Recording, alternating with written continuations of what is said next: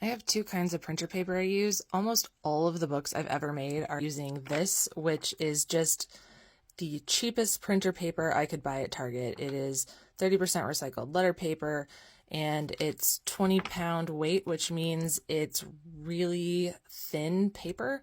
20 or 24-pound are what you're normally going to see for printer paper, but this is on the lighter side, which I like because it means the books are ever so slightly thinner, which is just a personal preference. I did recently buy this, which is the church paper binders cut. It's 20-pound paper, and it's the same bright white. The reason I bought this is because it is short grain paper, whereas regular 8.5 by 11 is long grain paper.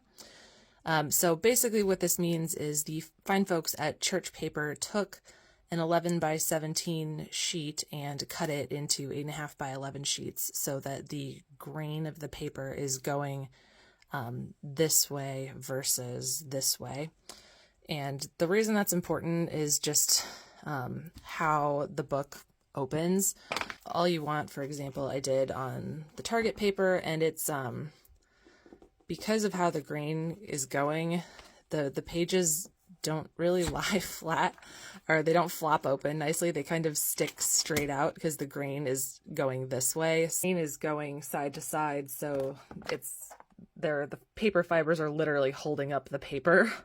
That's fine. It makes a perfectly good book. Like I said, almost all of my books are that way because I was too cheap to buy the more expensive paper, which was like literally double the price, plus I had to pay shipping. But I wanted to try it out because I've been doing this long enough that I figured, what the heck. So I made this book using the church paper, and the spine is a little stiff, but you can see that like it actually lays open really nicely. The spine is just really stiff, that's why it's not staying open. In this paper, the grain is going up and down like this, so the paper just sort of like naturally flops over. There's nothing holding it upright like the other one. That was probably way more information than you thought you were going to get.